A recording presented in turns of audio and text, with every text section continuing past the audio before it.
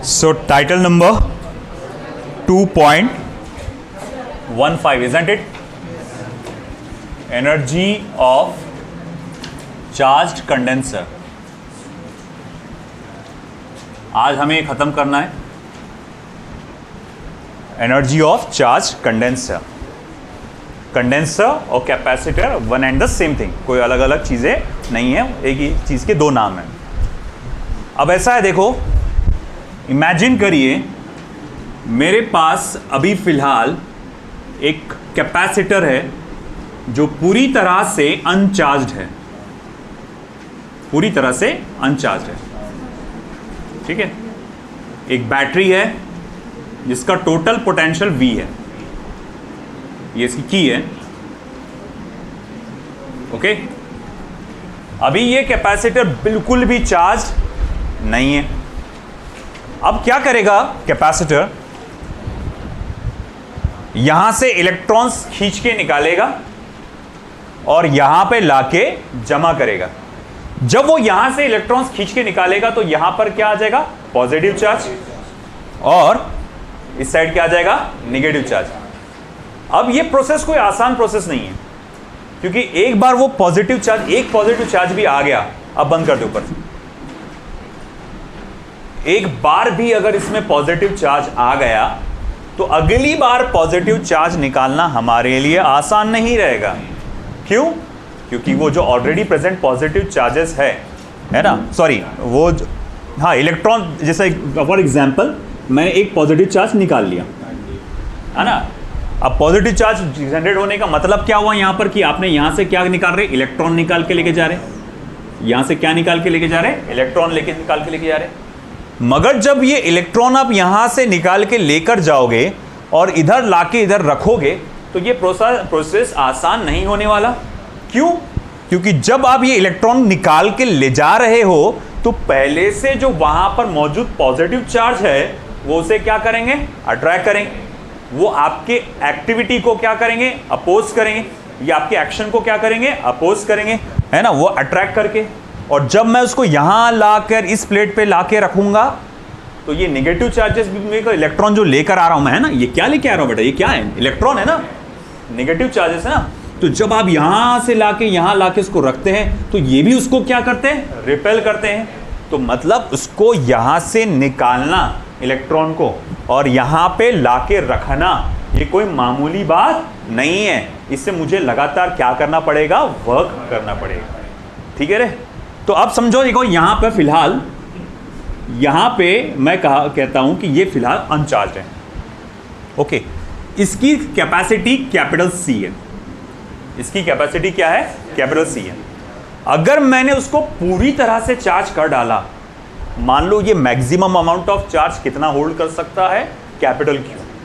मान लो ये maximum amount of capital Q charge hold कर सकता है, तो उस वक्त उसकी पोटेंशियल इस बैटरी की पोटेंशियल के बराबर हो जाएगी, दैट इज V. तो उस वक्त कैपेसिटी का जो फॉर्मूला रहेगा वो क्या रहेगा? C = Q/V. ये फॉर्मूला कब बता रहा हूं मैं?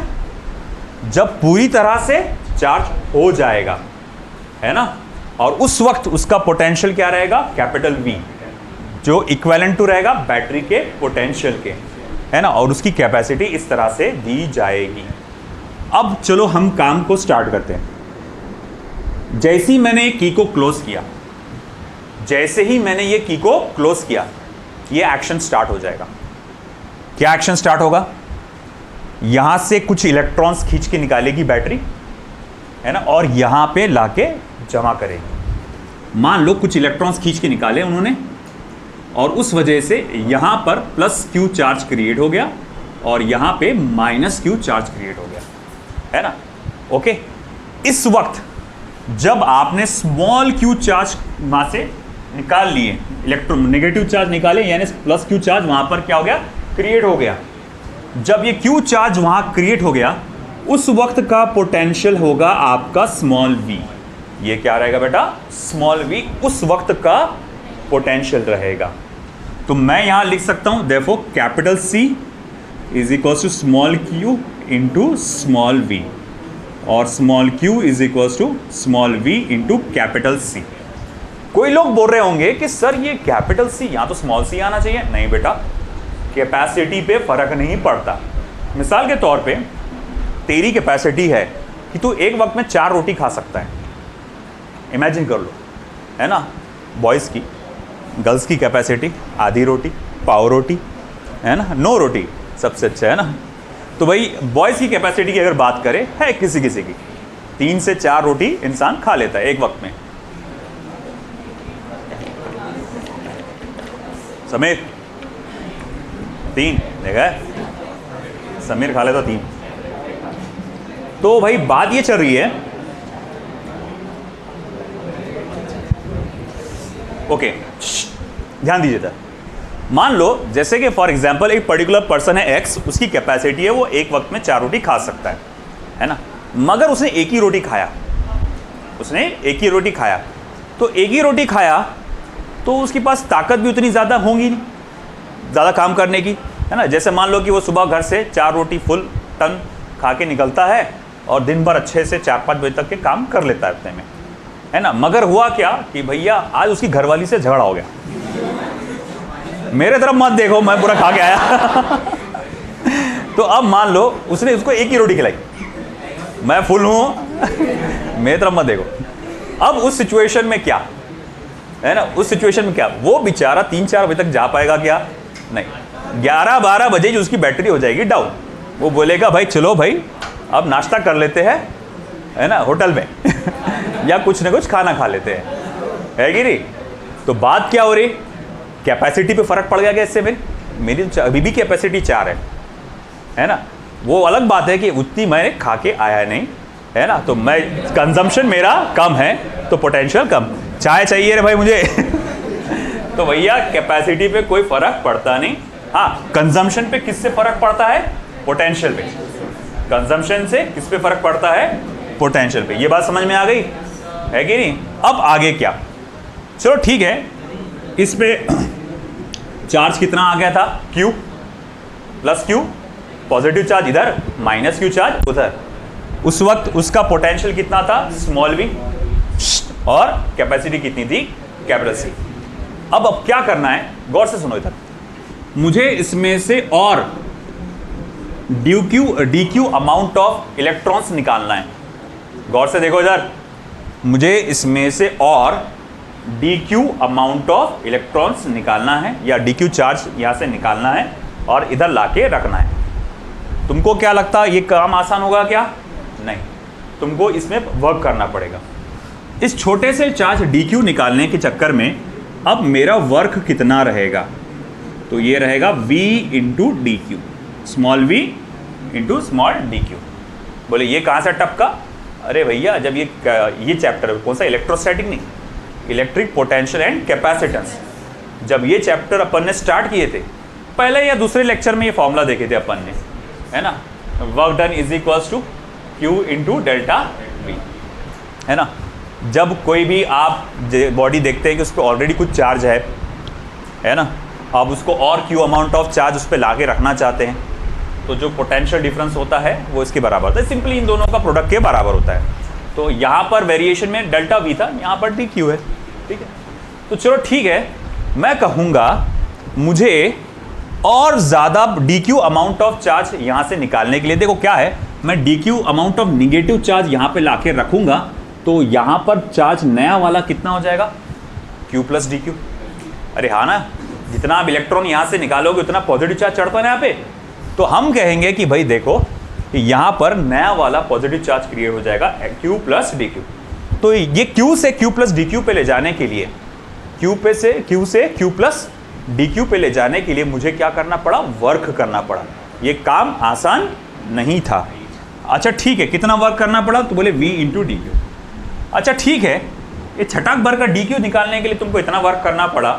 अगर मान लो तुमको पूरा 0 से लेकर कैपिटल Q तक के अगर मुझे पूरे चार्ज को निकालना है, तो उसके लिए अगर मुझे वर्क कितना है वो कैलकुलेट करने की नौबत आ गई, तो मुझे क्या करना पड़ेगा? तो इस पूरे वर्क डन का क्या करना पड़ेगा? इंटीग्रेशन।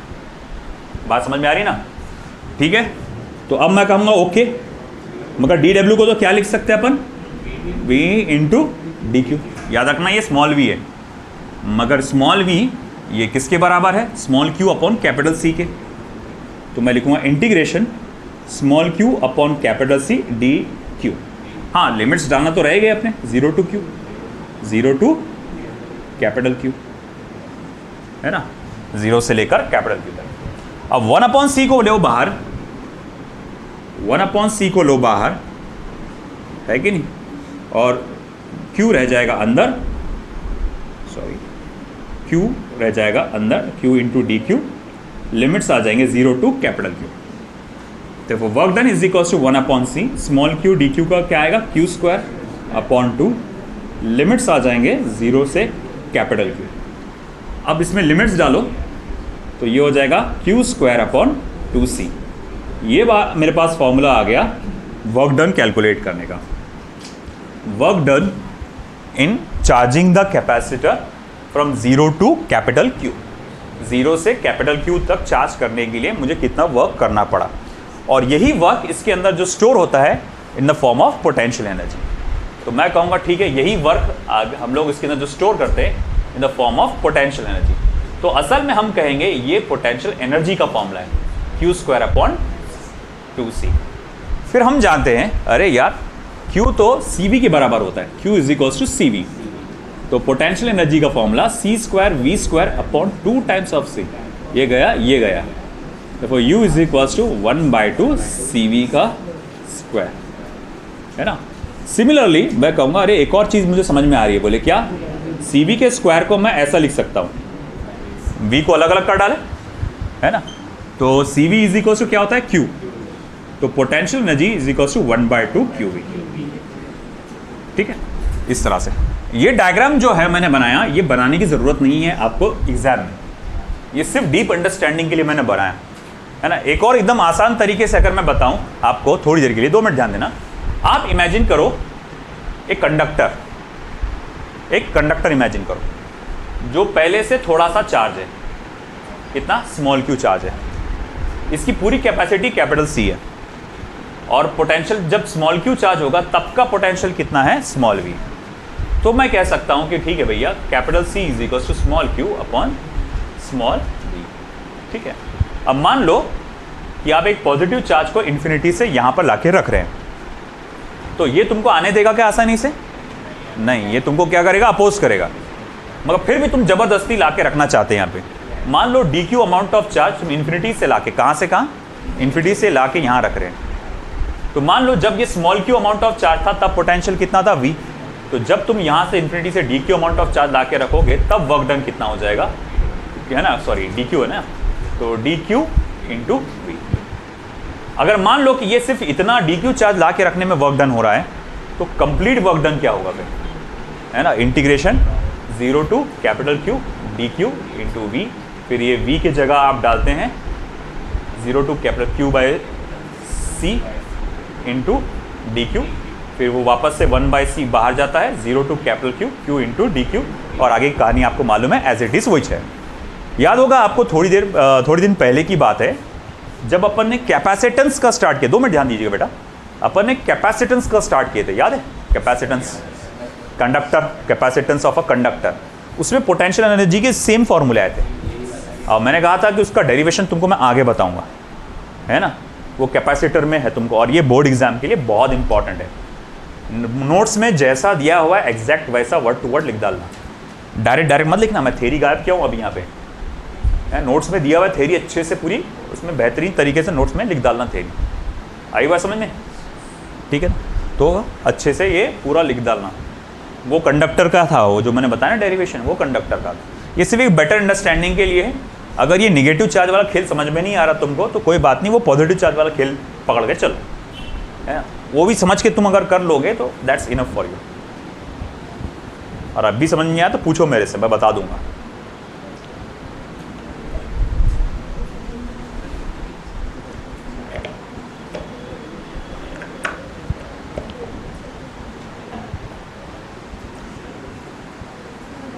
क्या कैशा, क्या हुआ, तो फिर चुपचाप बैठो, चैन से बैठो।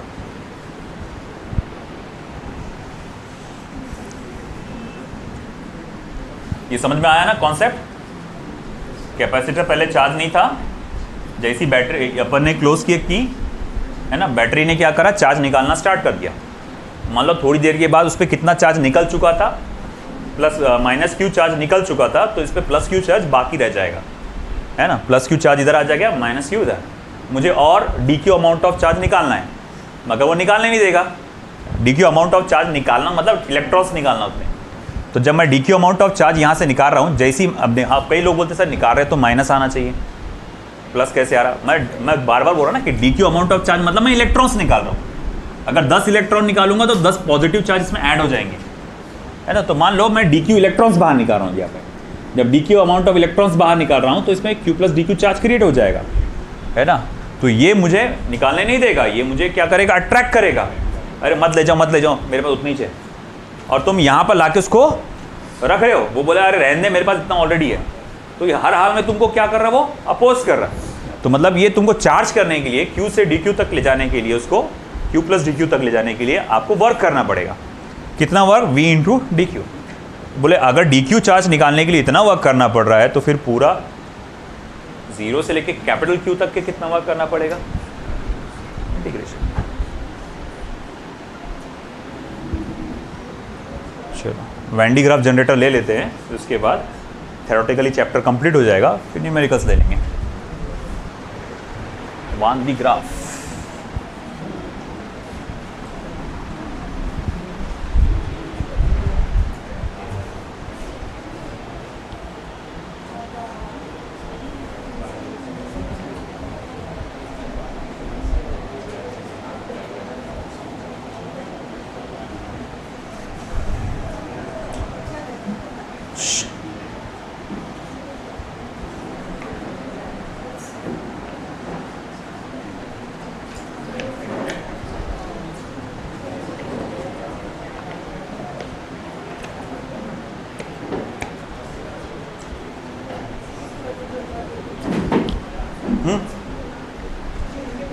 I try to tell chemistry jokes, but there is no reaction. Chemistry के बोल रहा था ना, इसीलिए।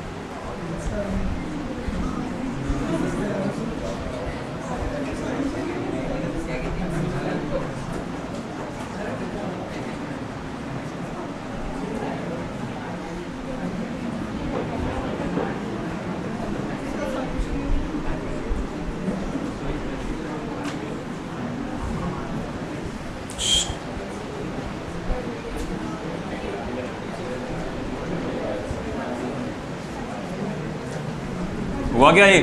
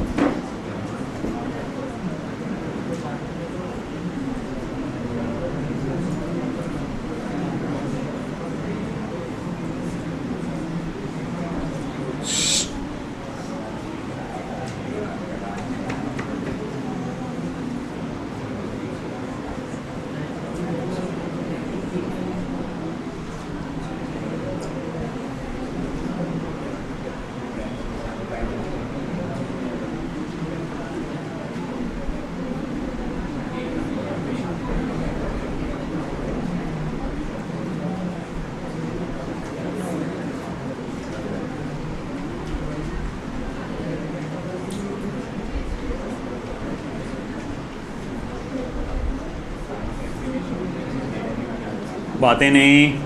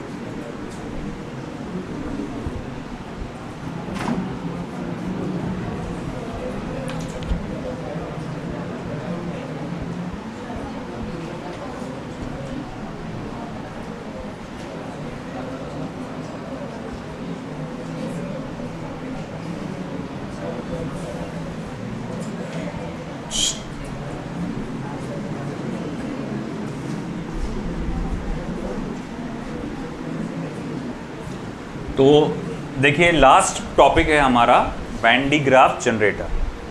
ये इसका इम्पोर्टेंस लेवल से बोर्ड के हिसाब से है, नीट में इसका कोई इम्पोर्टेंस लेवल नहीं है, नीट में इस पर कोई क्वेश्चन आते नहीं है ना। तो देख लो बोर्ड एग्जाम में तुम्हारे काम में आएगा, बोर्ड के लिए आईएमपी है। वैन डी ग्राफ जनरेटर, नाम से पता चल रहा जनरेटर। जनरेटर क्या करता और बैटरी क्या करती, क्या कॉमन बात है उसमें? जनरेटर और बैटरी में कॉमन क्या बात है? एनर्जी स्टोर करता। ख़वातीन और हज़रात इधर ध्यान दीजिए, जनरेटर और बैटरी का काम क्या है? साइंटिफिक नाम से अगर बोलेंगे, वैसे तुम अगर आम भाषा में बोलेंगे तो आप बोलेंगे पावर स्टोर करना, है ना। मगर आप अगर कहेंगे कि जनरेटर पावर स्टोर नहीं करता, कन्वर्ट करता। पेट्रोल से, डीजल से, केरोसिन से वो आपको इलेक्ट्रिकल एनर्जी में कन्वर्ट करके देता है, केमिकल एनर्जी को इलेक्ट्रिकल एनर्जी में कन्वर्ट करके देता है। हाँ, बैटरी है वो पावर स्टोर करके देती है। मगर इलेक्ट्रॉनिक्स की लैंग्वेज में अगर कहेंगे तो वो पोटेंशियल में डिफरेंस क्रिएट करता है, पोटेंशियल में डिफरेंस। जैसे एग्जांपल के तौर पे बेसिक्स जो 9th या 10th की किताब में था वो एग्जांपल लेता हूँ। 2 बीकर है पानी के, सेम लेवल पे एक पाइप से जुड़े हुए हैं। पानी किसमें से किसमें फ्लो होगा? सेम लेवल पे, सेम साइज, सब कुछ सेम, पानी कहाँ से कहाँ फ्लो होगा? कहीं नहीं होगा। अगर मैं एक बीकर को ऊपर कर दूं और एक बीकर को नीचे कर दूं तो ऊपर वाले बीकर से नीचे वाले बीकर में पानी फ्लो होगा। मतलब पानी का फ्लो कब होता है?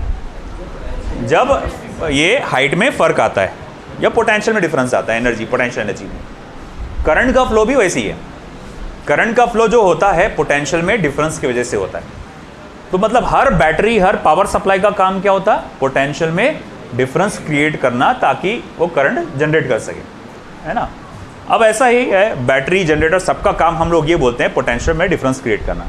हमारा सादा जो छटाक भर का अपन सेल लेकर आते, ये पेंसिल सेल, वो कितने का रहता? 1.5 वोल्ट का, है ना।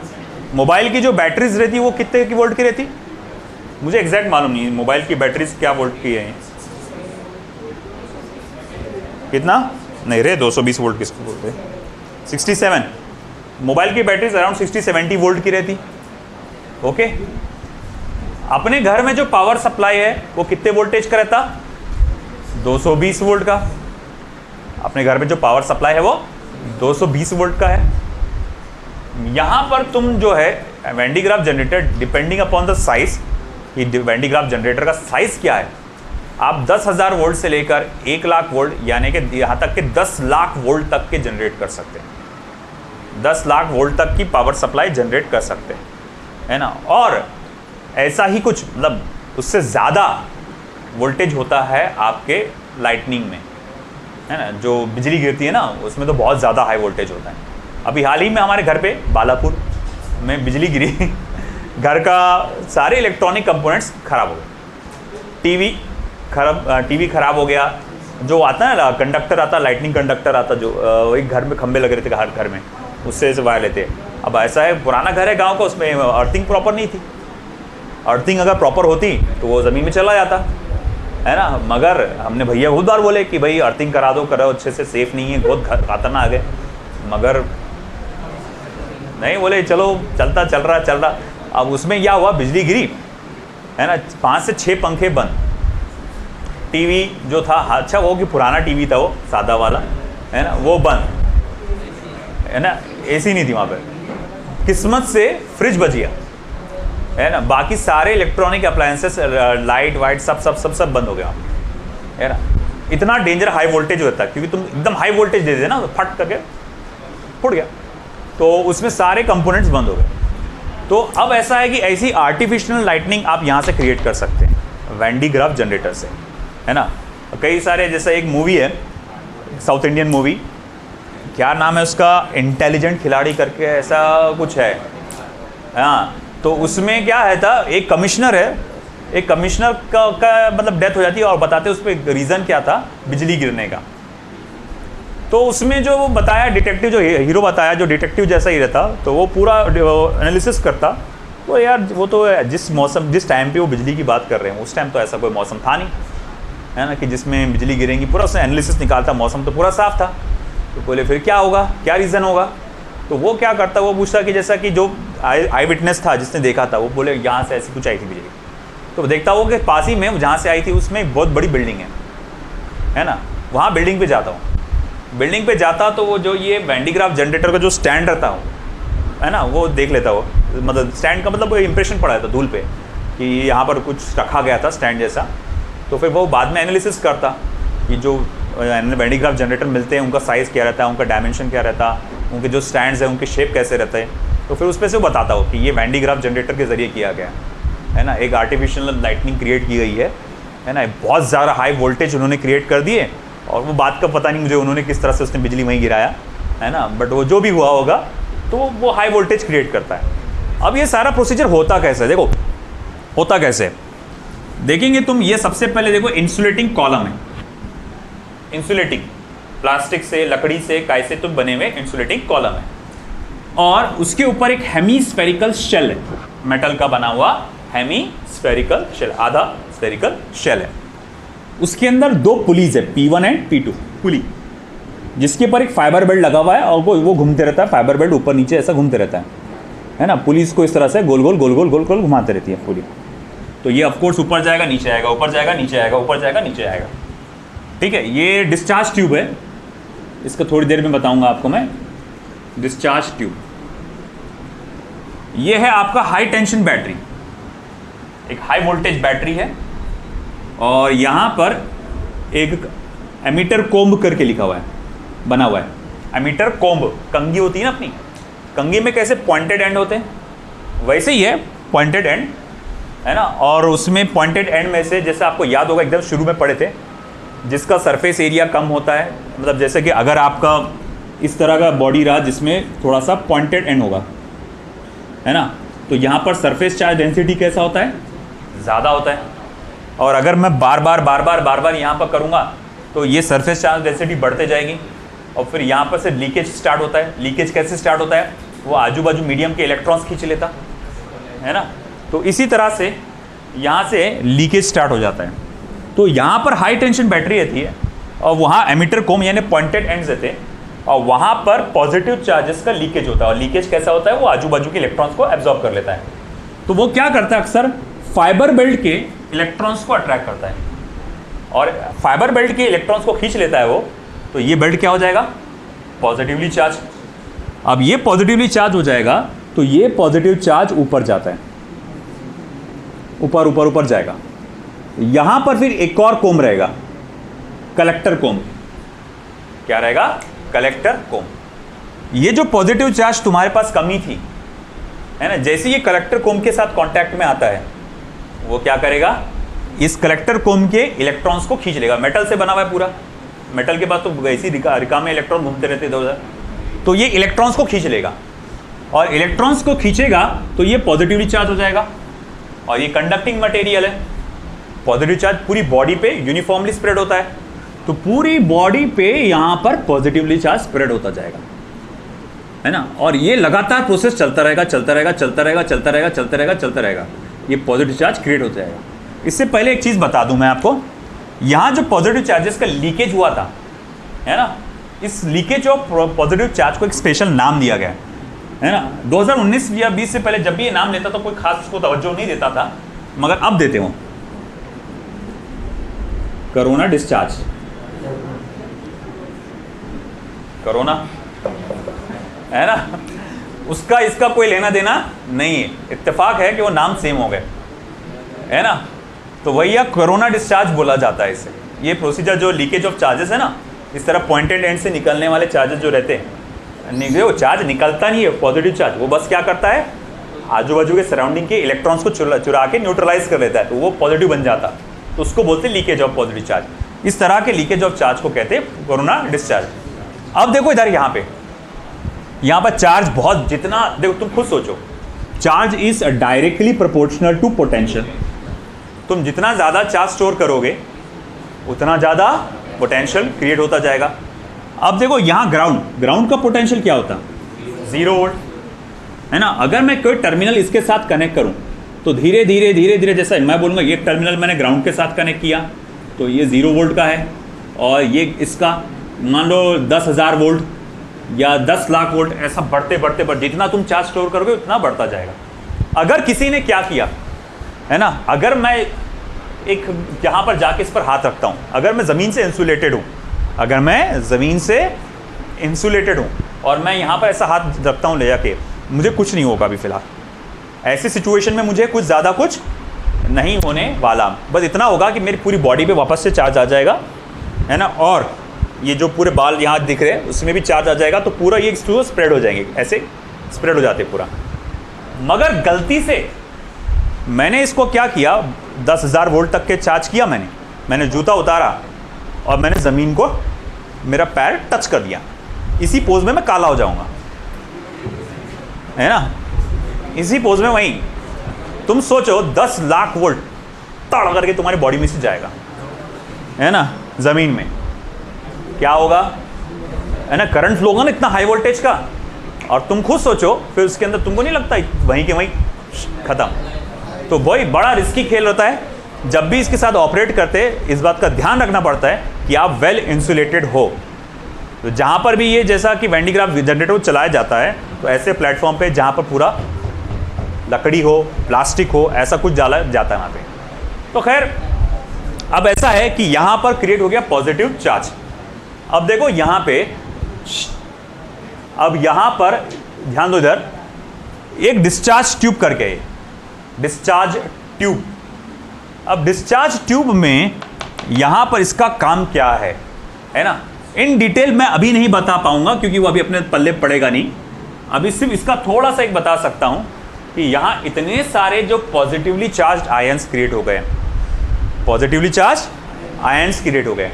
हमेशा इनकी टेंडेंसी होती है कि ये ग्राउंड की तरफ अट्रैक्टेड रहते हैं, हमेशा ग्राउंड की तरफ जाने की इनकी कोशिश, ग्राउंड को अट्रैक्ट करता है लगातार। अब ऐसा है कि ये पॉजिटिवली चार्ज आयंस, ये डिस्चार्ज ट्यूब बोला मतलब जाने की जगह, यहाँ पर एक कंडक्टिंग गैस भरी हुई रहती है कोई, और यहाँ रखा जाता है टारगेट। जैसे मोबाइल हमारा मल्टीपर्पज़ डिवाइस, कॉल करना, एसएमएस करना, यूट्यूब चलाना, इंस्टाग्राम चलाना, है ना, मल्टीपर्पज़ गेम खेलना, मल्टीपर्पज़ डिवाइस। वैसे ही वैन डी ग्राफ जनरेटर भी एक मल्टीपर्पज़ डिवाइस। नो डाउट इसमें आप हाई पोटेंशियल डिफरेंस जनरेट कर सकते हैं, वेरी हाई पोटेंशियल डिफरेंस, मगर उसके अलावा कुछ और पर्पस भी है ना। इसमें आप क्या करते, accelerated charged ions, accelerated charged ions, चला जा, बंद कर दरवाजा, एग्जाम था इसीलिए अलाउ किया, उसका पेपर था, उसका कॉल आया था। एक्सेलरेटेड चार्ज्ड आयंस जनरेट कर सकते, सिंपल है ना भाई। देखो ये बेचैन है ज़मीन में जाने के लिए, भर गया भर गया भर गया भर गया, एकदम क्वांटिटी बोले हमको भाई जाने का है। जैसे ही मैं कनेक्ट करूंगा यहाँ से क्या होगा, तेज़ी से वो नीचे जाएंगे। अब ऐसा है कि ये एक्सेलरेटेड चार्ज आयंस जनरेट होगा यहाँ पे, और जैसे ही मैं यहाँ डिस्चार्ज ट्यूब से कनेक्ट करूंगा वो नीचे जाएंगे। अब क्या है कि अगर मुझे किसी चीज़ को तोड़ना है ना, मॉलिक्यूलर चीज़ को ऐसा ब्रेक करना है, तो बस इसके रास्ते में मैं रख दूंगा टारगेट एरिया में। जैसे ही टारगेट एरिया में रखूंगा, एक्सेलरेटेड चार्ज आएंगे, जोर से ताड़ करके हिट करेंगे और उस चीज़ का टूट जाएगा। जैसे मान लो कि मुझे आइसोटोप्स बनाने हैं, आइसोटोप्स एग्जाम्पल के तौर पे मैं हाइड्रोजन का आइसोटोप बनाना चाहता हूँ, ट्रिटेरियम करके मेरे पास एक आइसोटोप है 1H3, मुझे उसको 1H2 बनाने का है। मुझे क्या करना पड़ेगा, उसमें से एक न्यूट्रॉन निकालना पड़ेगा। अब ऐसा तो नहीं माइक्रोस्कोप लो, चिमटा लो, न्यूट्रॉन निकाल दो बाहर, ऐसा हो सकता क्या? नहीं, बोले छन्नी हथौड़ी दो, बोले मारो जोर जोर से, बोले एक आध टूट ही जाएगा, बोले तो ऐसा हो सकता क्या? नहीं। माइक्रोस्कोपिक लेवल पे अगर आपको ये सब चीज़ को करना है तो एक माइक्रोस्कोपिक चीज़ को एक्सेलरेट करना पड़ेगा। तो पॉजिटिव चार्ज आयन को आप एक्सेलरेट करते हैं, मान लो कि 1H3 को मैं यहाँ रख दूंगा सामने, वो उसके साथ हिट करेगा, डिपेंडिंग मुझे कितना निकालना है, एक ही न्यूट्रॉन निकालना है या 2 न्यूट्रॉन निकालना है, मैं उसकी काइनेटिक एनर्जी सेट करूँगा। काइनेटिक एनर्जी किस पे सेट होगी? पोटेंशियल डिफरेंस पर, और फिर जाके वो जोर से तड़ करके हिट करेगा और सामने वाली चीज़ को डिसइंटीग्रेट करेगा। आइसोटोप्स बनाने के लिए, कोई केमिकल रिएक्शन के लिए, कुछ केमिकल रिएक्शंस के लिए वो इस्तेमाल होता है। मेडिकल पर्पस में ऐसा देखा गया है कि काफ़ी, जैसा ये देखो कैंसर तो एक ऐसी चीज़ है जिसका इलाज अब जाके कुछ लोग बोल रहे कि निकल गया करके, मगर सालों साल कोशिश की गई कि कैंसर का इलाज ढूंढा जाए। अब कैंसर में तुमको मालूम है डेंजरस जो चीज़ रहती है वो ट्यूमर होता है ना।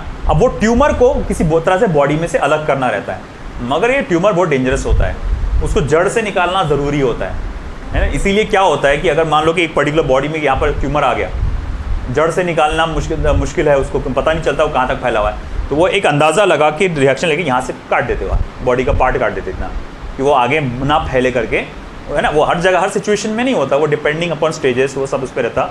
और अब तो थोड़ा सा मेडिकल हो गया। मैं बहुत पहले की अगर मैं बात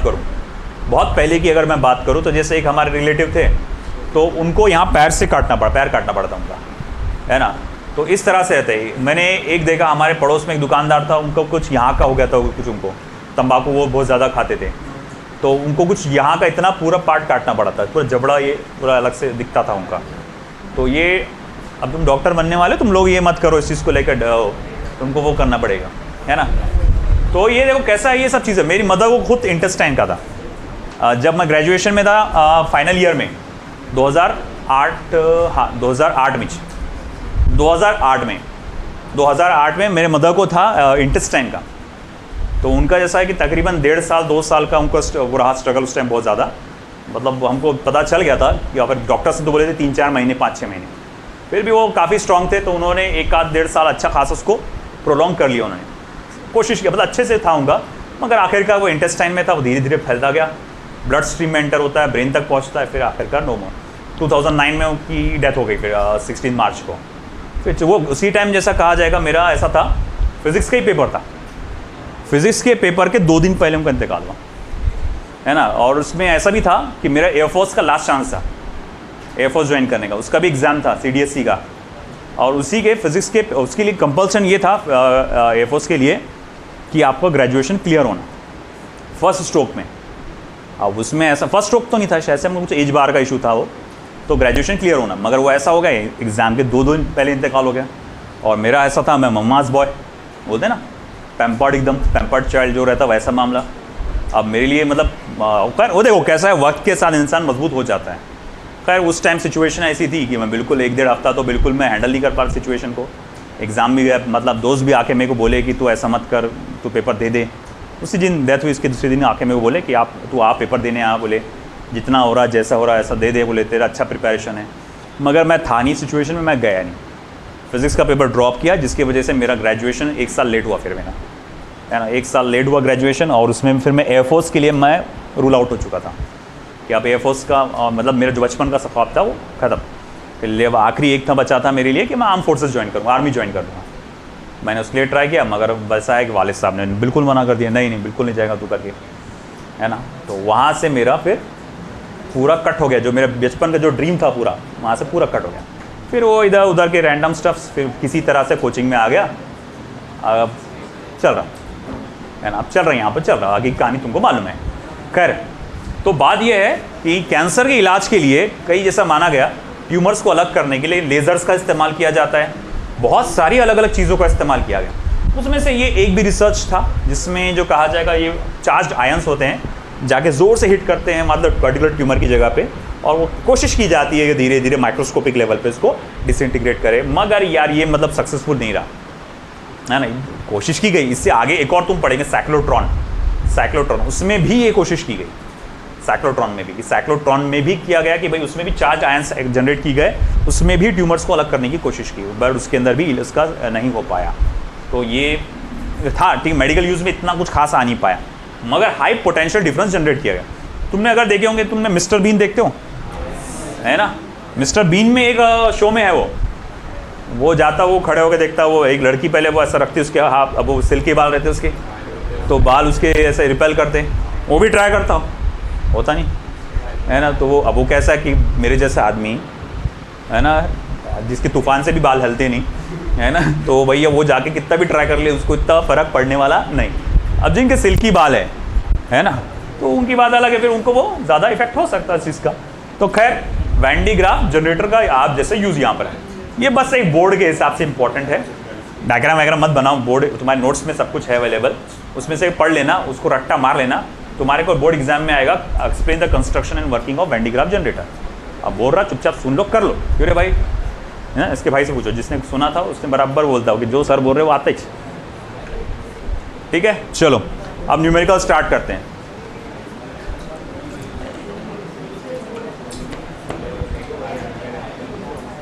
fast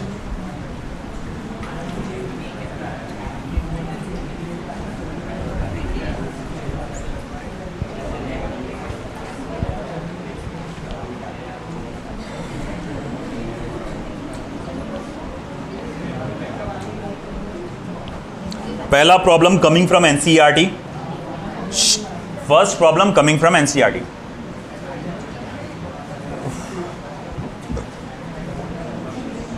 The plates of a parallel plate capacitor have an area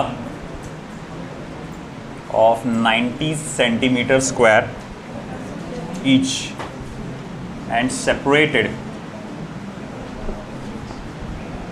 by 2.5 mm. Full stop. The capacitor is charged by connecting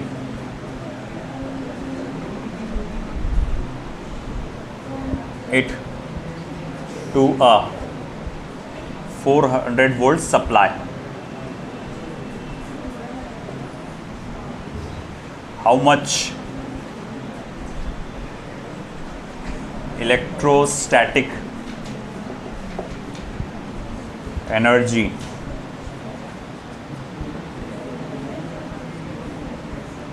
stored by capacitor?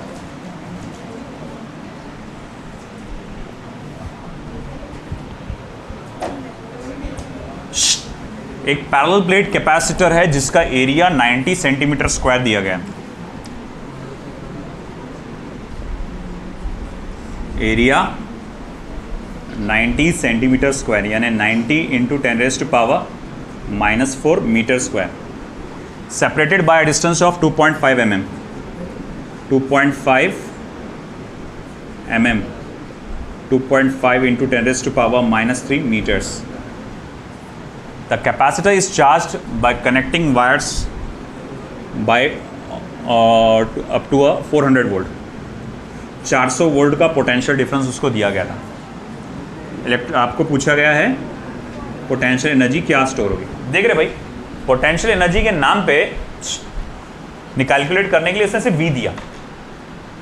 अब सिर्फ V दिया तो मैं कौन से 3 फॉर्मूले मेरे पास, एक है 1/2 CV², एक है 1/2 QV और एक है Q²/2C. ये तो नहीं इस्तेमाल कर सकता, C वाला Q²/2C तो यूज़ नहीं कर सकता, Q नहीं है. हाँ, 1/2 CV² या 1/2 QV. Q भी नहीं है मेरे पास, C निकाल सकता ये फॉर्मूले से, है ना. तो potential energy is equals to क्या आएगा फिर, 1/2 CV², हाफ ऑफ C की वैल्यू क्या आएगी, A∈0/d इंटू V का स्क्वायर, हाफ ऑफ एरिया कितना बेटा 90 into 10⁻⁻⁴, 8.85 into 10⁻⁻12, distance 2.5 into 10⁻⁻3, voltage velocity का है साले वोल्ट, 16 इंटू 10⁻⁴. 400 का स्क्वायर मतलब क्या हो जाएगा 16 इंटू 10⁻⁴. तो 2.5 मतलब 5/2, 2.5 मतलब 5/2, 5/2. नीचे आने वाला 2 और ये वाला 2 क्या हो जाएगा, कैंसिल. फिर U is equals to 90 into 8.85 -4 -12 -16 और 16, या फिर एक काम करो ना, ये कैंसिल करो ना, और -12 से -3 गया तो क्या बचा -9, 10⁻⁻9 डिवाइडेड बाय 5. ये समझ में आया ना. 2.5 को मैंने लिखा 5/2, है ना. डिनोमिनेटर के डिनोमिनेटर में आएगा 2, वो 2 और ये 2 हो जाएगा कैंसिल, बचेगा सिर्फ 5. ये कैंसिल हुआ, -12 में से 3 गया, -9 बचा. अब इसको देखो 90 और या फिर 90 को 5 से मल्टीप्लाई करो, कितना हो रहा है 90 डिवाइडेड बाय 5, हाँ 18, फिर 18 मल्टीप्लाई बाय 8.85, है ना. ऐसा कर सकते हो. 18 multiply by 8.85. Where is it?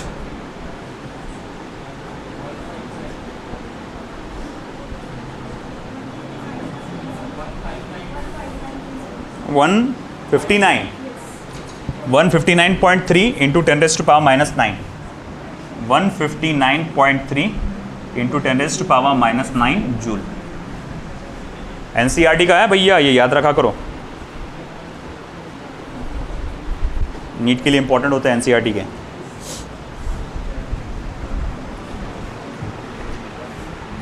Ready? अरे ये 16 बाकी है क्या?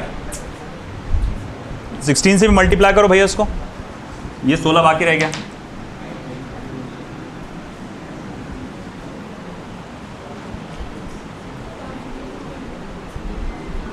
मल्टीप्लाई बाय 16 हो रहा 2548।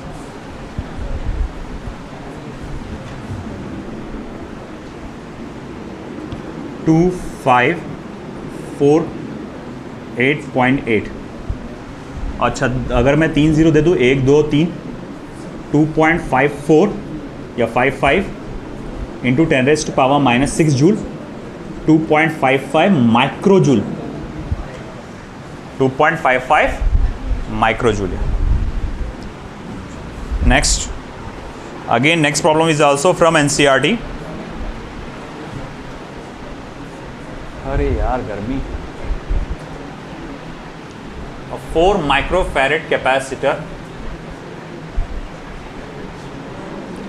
is charged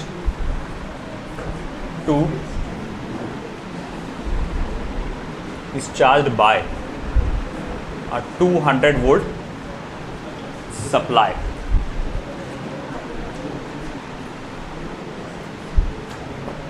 Full stop. It is then disconnected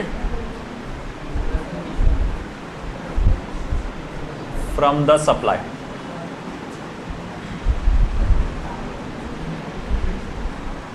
comma, and is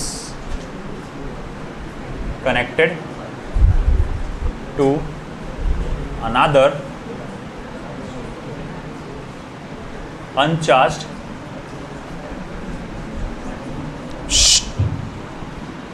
2 microfarad capacitor.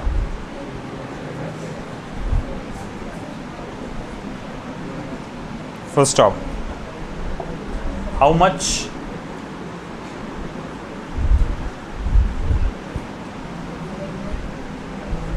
electrostatic energy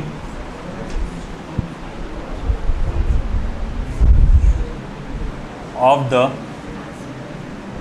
first capacitor is lost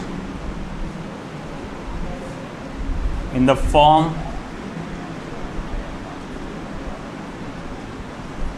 of heat and electromagnetic radiation. चलिए लिखिए question ये।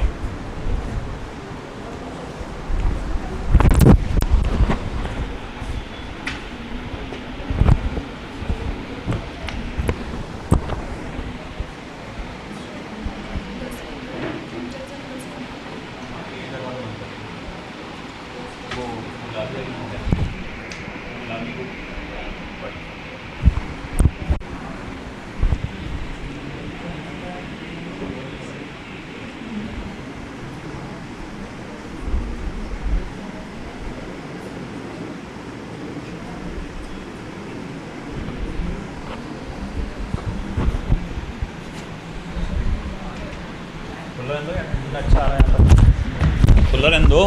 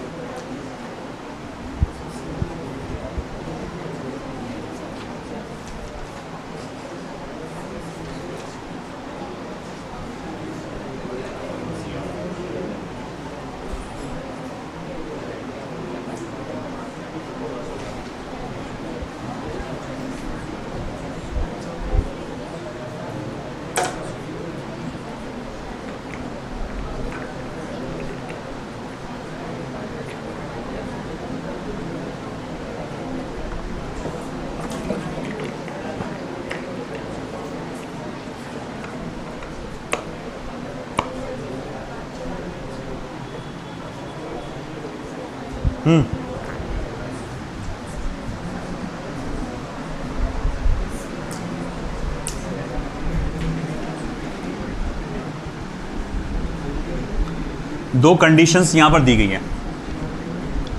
Condition number 1,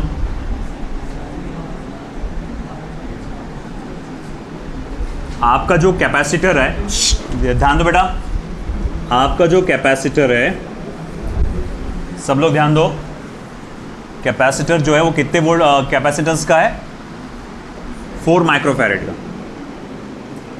capacitance is 4 microfarad और वो connected है एक battery से जिसका potential कितना है, पोटेंशियल डिफरेंस कितना है बेटा? 200 वोल्ट।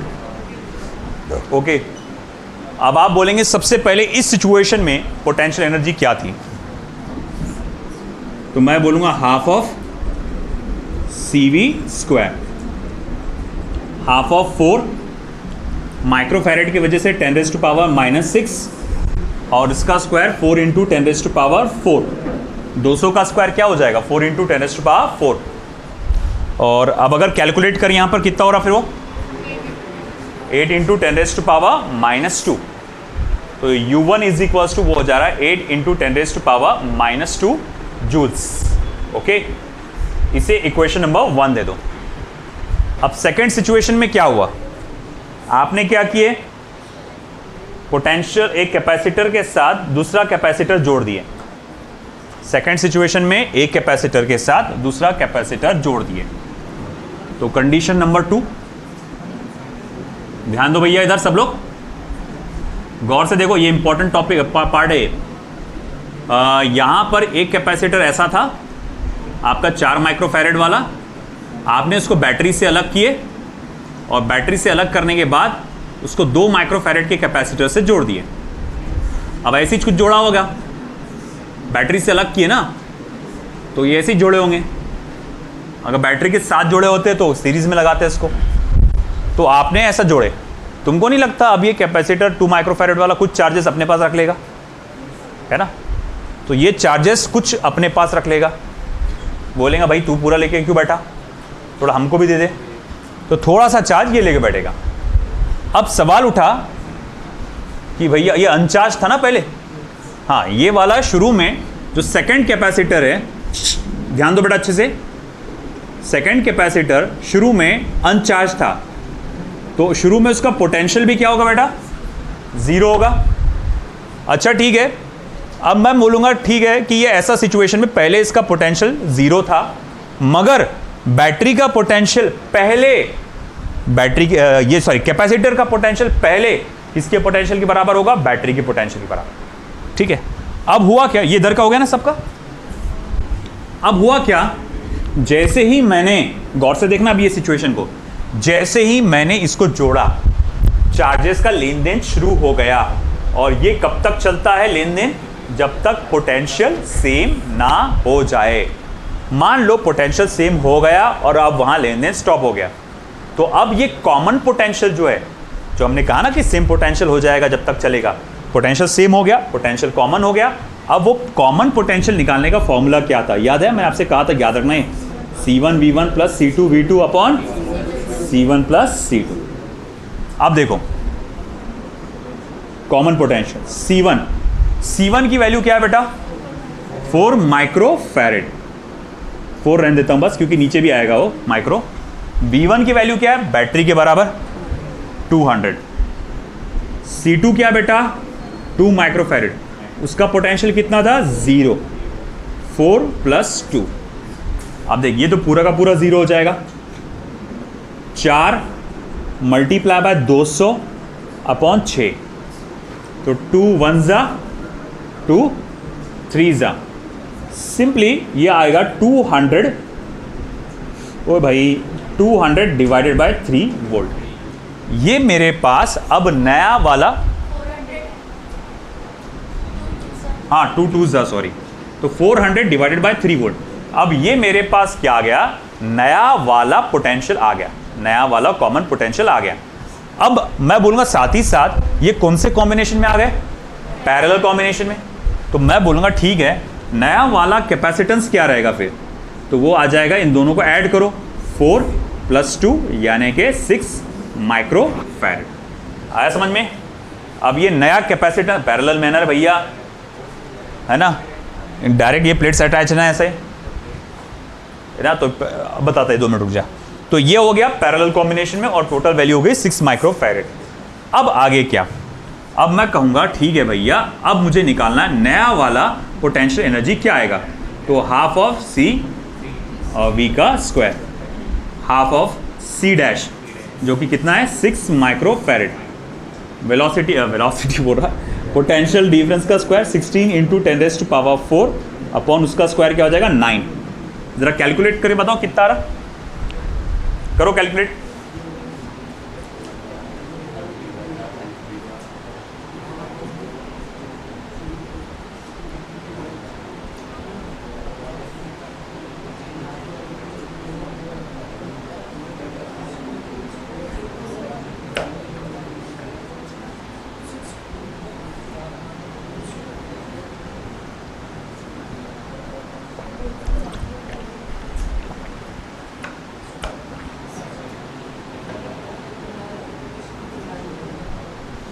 बोलिए कितना आ रहा हो?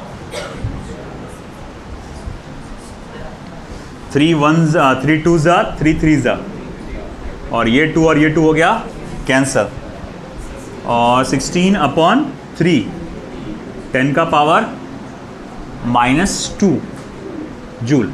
ठीक है, कोई बात नहीं, ये U2 की वैल्यू आ गई। देख, कैपेसिटर के पास पहले कितना चार्ज था, इतना। बाद में आपने क्या देखे, सिस्टम का चार्ज आएगा ना ये, मगर इसने क्या पूछा, फर्स्ट कैपेसिटर इज लॉस्ट। अरे हाँ, अपन ने पूरे सिस्टम का निकाल लिया। हाँ समझ गया, मुझे सिर्फ फर्स्ट कैपेसिटर का निकालना है। ओके, देखो यहाँ एक चीज़ ये होगी, मगर फिर भी ये याद रखो, मैंने अभी जो निकाला ये फॉर्मूले में, मैंने पूरे सिस्टम की निकाल लिया। समझ रहे क्या? सिस्टम में कौन कौन आ गया, दोनों कैपेसिटर्स आ गए। मुझे सिर्फ क्या पता पूछा गया यहाँ पे कि पहले कैपेसिटर ने कितनी एनर्जी खोया, वो कैसे निकालेंगे। पहले कैपेसिटर की एनर्जी का पता चल गया था आपको, वो कितना था आपका, है ना, 8 × 10⁻² जूल। अब दूसरा कैपेसिटर कनेक्ट करने के बाद मुझे देखना है कि पहले कैपेसिटर की अब एनर्जी क्या है। पहले कैपेसिटर की मैंने दोनों की निकाल लिया, दिख रहा ना यहाँ पर सी डैश लिया मैंने, दोनों की निकाल लिया। तो मुझे क्या करना पड़ेगा, मुझे सिर्फ पहले कैपेसिटर का देखना है। तो मैं बोलूँगा ठीक है, पहले कैपेसिटर की अब नई वाली एनर्जी क्या होगी। ध्यान दो भैया, देखो कैपेसिटी नहीं बदलती, कैपेसिटी जो है वही है। हाँ, बस वो दूसरा कनेक्ट करने की वजह से चार्जेस बदल गए, है ना, उसके पास थोड़े से चार्जेस चले गए, और उसके पास थोड़े से चार्जेस जाने की वजह से इसका पोटेंशियल थोड़ा सा कम हो गया, है ना। अब वो पोटेंशियल नया वाला कितना है, तो ये कैलकुलेट करके पता लगाया अपन ने, 400 / 3। अब U2 = हाफ ऑफ, अब अपने को पर ने जो पिछली बार C1 + C2 किए थे उसमें सिर्फ C1 लेना पड़ेगा, यानी कि 4 माइक्रोफैरेड, 4 × 10⁻⁶, और V का स्क्वायर यानी कि 16 × 10⁴ डिवाइडेड बाय 9, 2 1s 2 2s, तो ये क्या हो जाएगा फिर 32 डिवाइडेड बाय 9 10⁻⁻² जूल। हाँ, ये आ गया आपके पहले वाले कैपेसिटर पे इसके कनेक्ट करने के बाद की एनर्जी। अब एनर्जी का लॉस कितना हुआ है ये पता लगाने के लिए U1 - U2, तो U1 कितना बेटा, 8 × 10⁻⁻² -32 डिवाइडेड बाय 9 × 10⁻⁻²। जरा कैलकुलेशन करके बताएंगे क्या आएगा।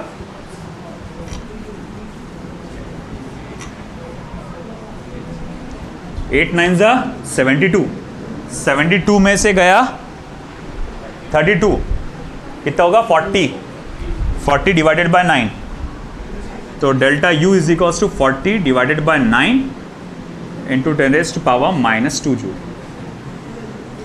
0.11 यानी कि 4.44 आएगा वो 10⁻⁻² जूल। बात समझ रहे क्या, है ना। देख लो, फिर से बताता हूँ, क्योंकि ये बहुत आते हैं टाइप के प्रॉब्लम्स।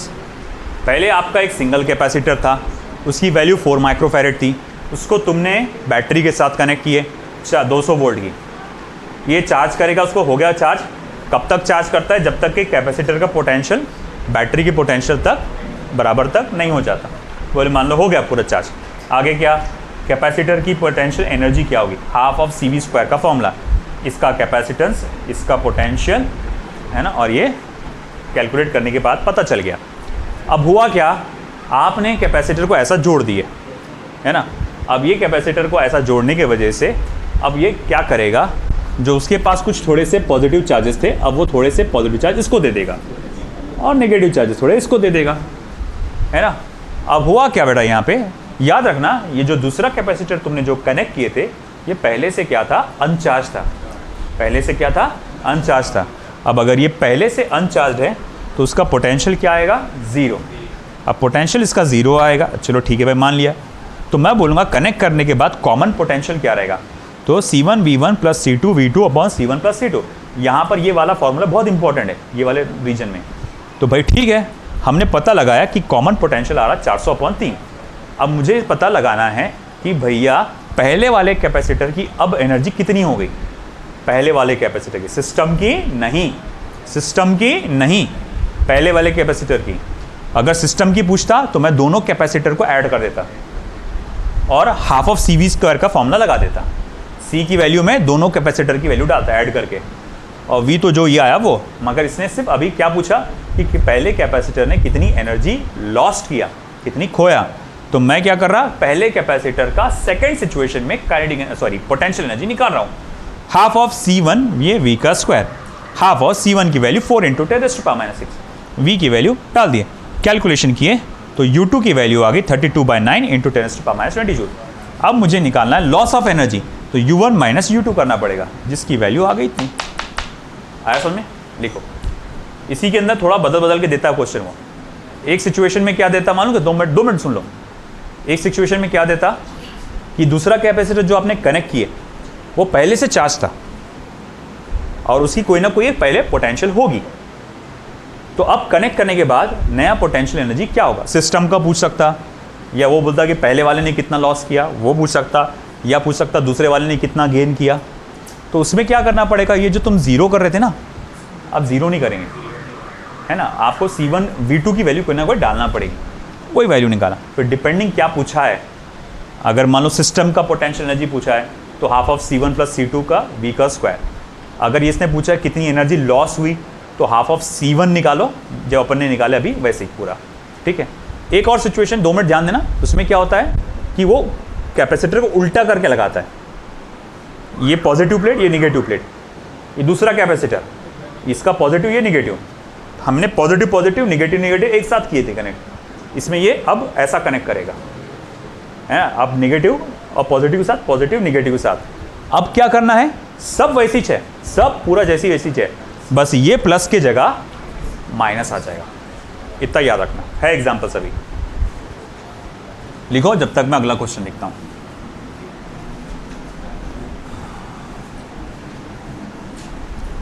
नीट में आते हैं इधर के क्वेश्चन बहुत सारे,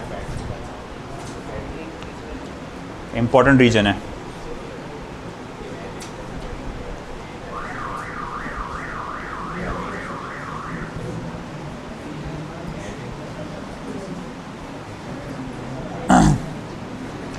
अगला क्वेश्चन 2 मिनट सुनना। अगला क्वेश्चन है एनसीईआरटी का, पूरा सेम फॉर्मेट है जो मैं आपको होमवर्क के लिए छोड़ रहा हूं। सुन लो पहले। A 600 microfarad capacitor is charged by a 300 volt supply. वहाँ 4 माइक्रोफैरेड था 600 में। If they then connected from supply, मतलब डिसकनेक्टेड फ्रॉम द सप्लाई होना चाहिए, कनेक्टेड हो गया गलती से, मतलब तुमने सप्लाई से उसको डिसकनेक्ट किए, and is connected to another uncharged 3 microfarad capacitor. इस बार 2 से करे थे, अब 3 से। How much electrostatic energy of the first capacitor is lost in the form of heat and electromagnetic radiation, है ना। सिर्फ नंबर्स बदले हुए, एज इट इज पूरा का वही है। ये तुम पर छोड़ रहा हूँ मैं सॉल्व करने के लिए। एनसीईआरटी का है, इंपॉर्टेंट है, याद से सॉल्व करना। नीट में कर कुछ स्कोर करना है तो अच्छे से सॉल्व करना, ठीक है। अब अगला जो मैं लिख रहा हूँ वो स्टेट बोर्ड का है, बोर्ड वालों को ध्यान देना अच्छे से।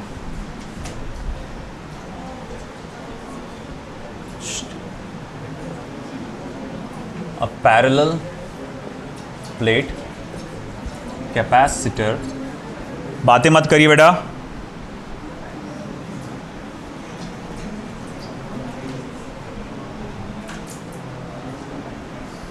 has a capacitance of 3 into 10 raised to power minus 9 farad. First off, a slab of dielectric, बातें नहीं, constant 3 and thickness 3 centimeter,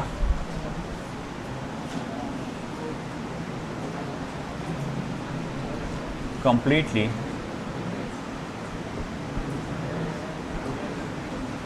fills the space between the plates.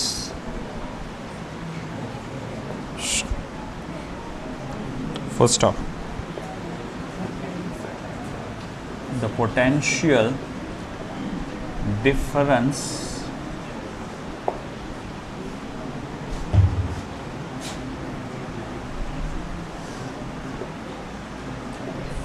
between the plates is maintained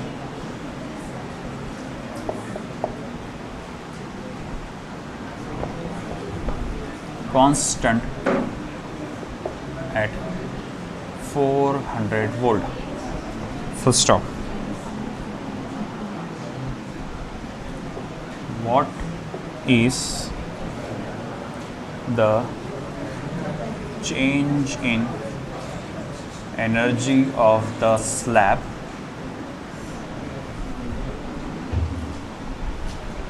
of the capacitor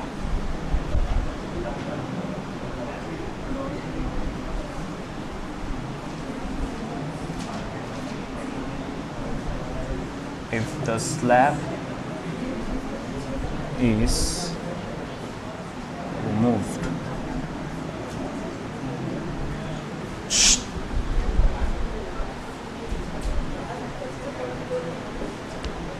दो situation change in energy पूछा गया है। पहली situation क्या थी कि कैपेसिटर के प्लेट्स के बीच में डाइलेक्ट्रिक स्लैब है। दूसरी सिचुएशन क्या है, उस स्लैब को आपने रिमूव कर दिए, तो ये रिमूव करने में कितनी एनर्जी का लॉस हुआ आपको पता लगाना है। रेडी?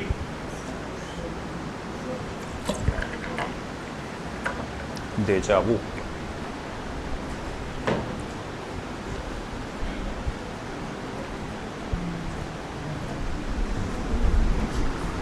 ये हुआ इधर का,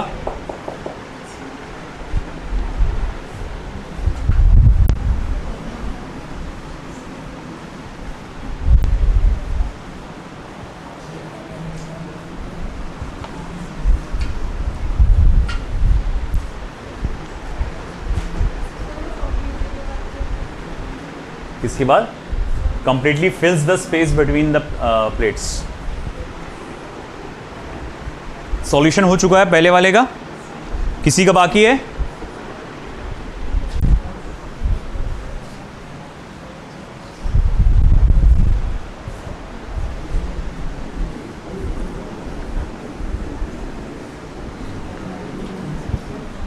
चलिए क्या दिया हुआ देख लेते हैं।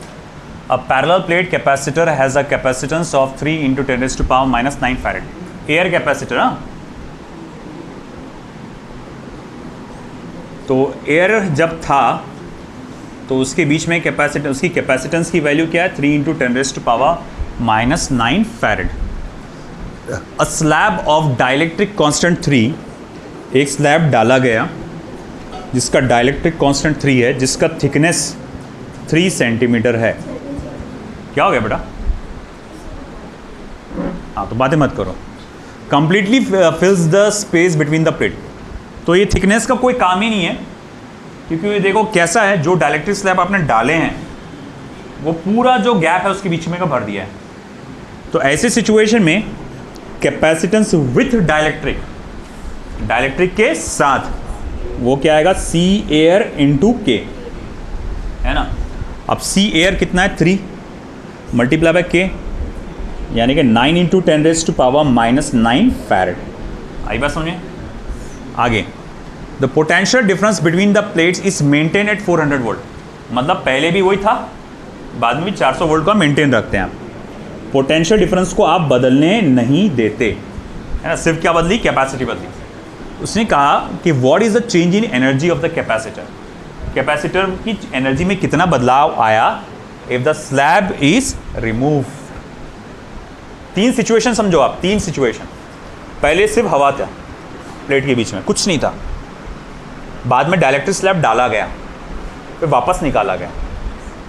पहले एयर था, डाइलेक्ट्रिक स्लैब था, फिर वापस निकाला गया। पोटेंशियल एनर्जी उसने यहाँ से यहाँ की पूछा हुआ है। जब डाइलेक्ट्रिक स्लैब था तब की पोटेंशियल एनर्जी निकालो, और जब नहीं था तब की पोटेंशियल एनर्जी निकालो, और दोनों को क्या करो, माइनस। सिंपल है ना। तो सिचुएशन 1 या कंडीशन 1,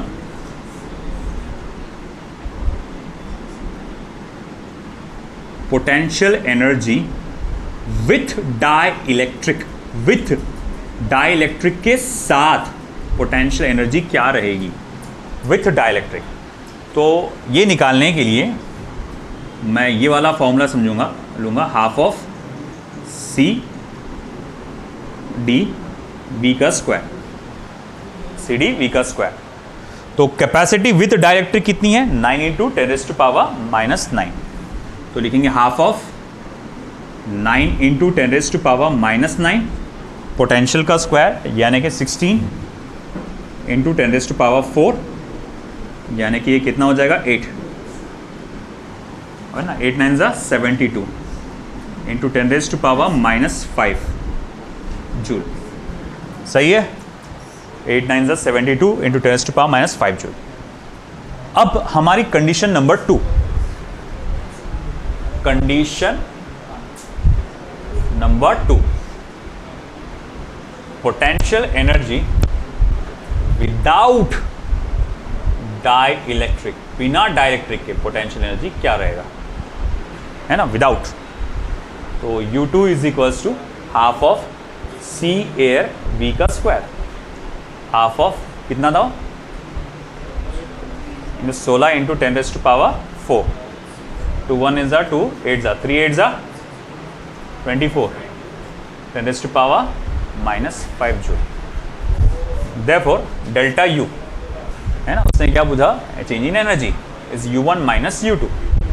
कितना आ रहा भाई, वैसे U2 माइनस U1 लेना चाहिए, U1 माइनस U2 नहीं, मगर खैर ठीक है, मैग्नीट्यूड में ले रहा हूँ मैं। तो 72 में से गए 24, 48, पक्का 48। तो 48 into 10⁻⁻5 joule, this will be delta U। वैसे आंसर U2 माइनस में लेना चाहिए, U2 माइनस U1, आंसर -48 आएगा। उसका मतलब होगा कि इतने से एनर्जी कम हो गई।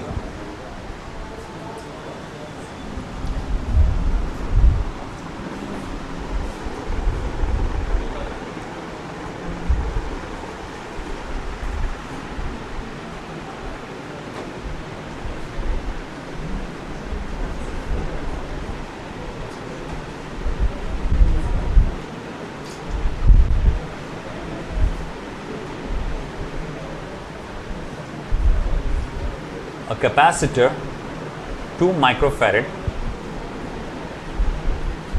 charged to 50 volt is connected in parallel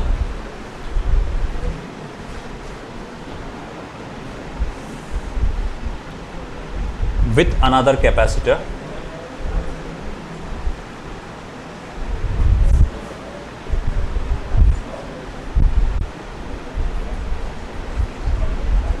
of 1 microfarad charged to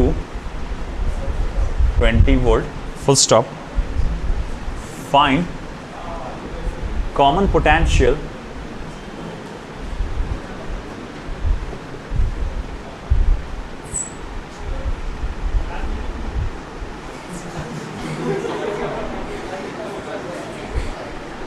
नहीं,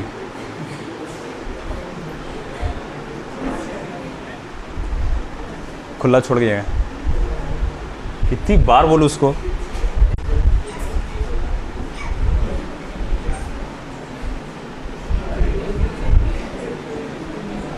find common potential comma charge on each capacitor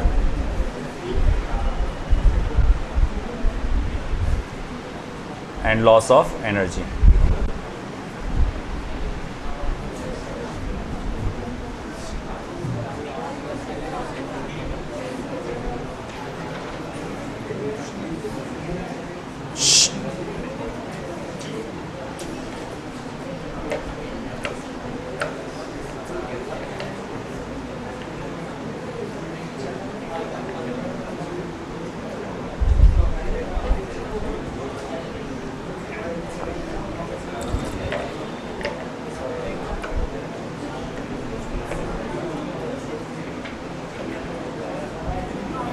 बातें नहीं.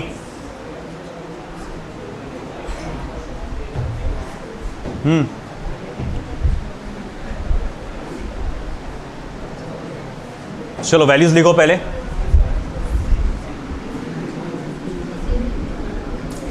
कितनी चीजें निकालना है आपको? 3 चीजें. अरे भैया इधर ध्यान दो.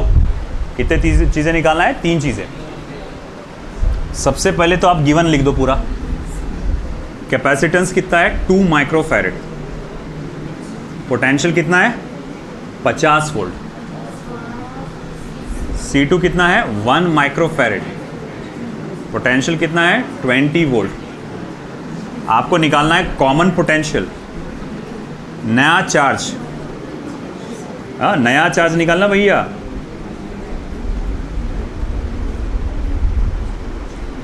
और साथ में loss of potential energy.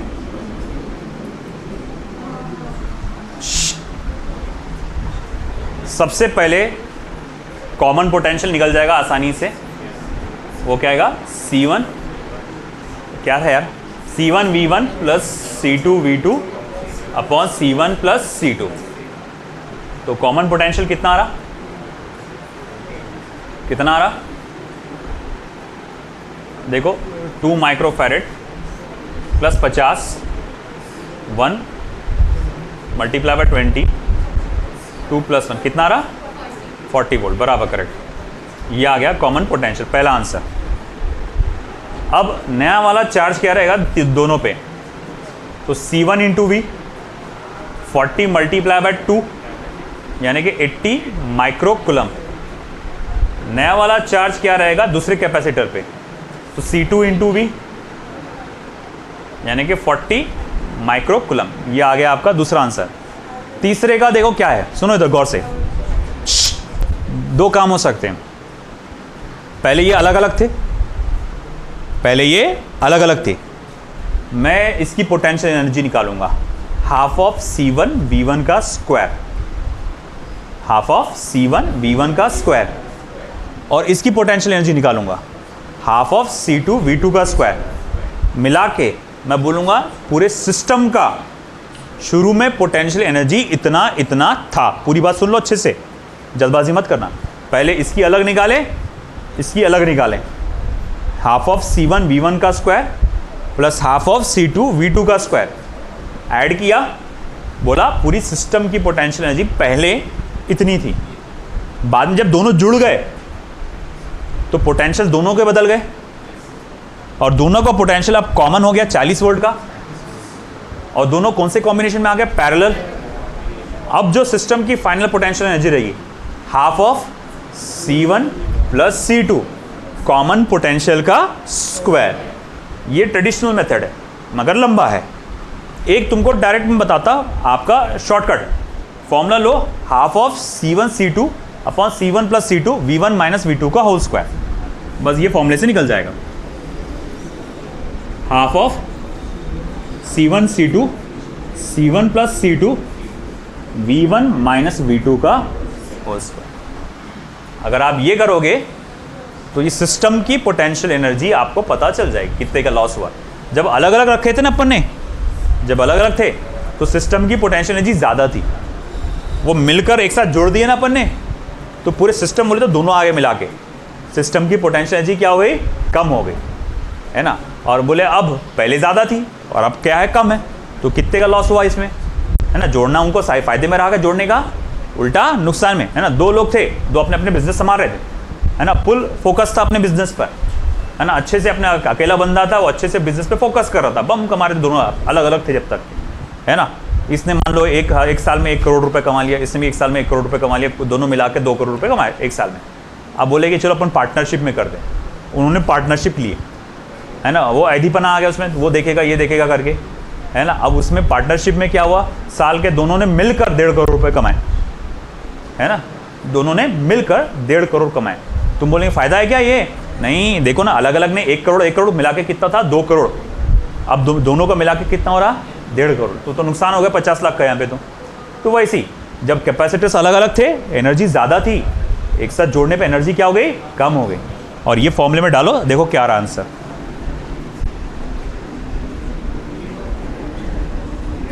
Delta U is equal to, हाँ हो गया मेरे टाइम पे भी आगे झाँकना है ऐसा। 2 मल्टीप्लाई 1 2 प्लस 1 और V1 माइनस V2। V1 कितना, 50 20 30 कितना आ रहा, 300 माइक्रो। माइक्रो कहाँ से आ रहा, माइक्रो तो गायब हो गया होगा ना। अरे हाँ, एडिशन एक मल्टीप्लिकेशन बराबर माइक्रो जो।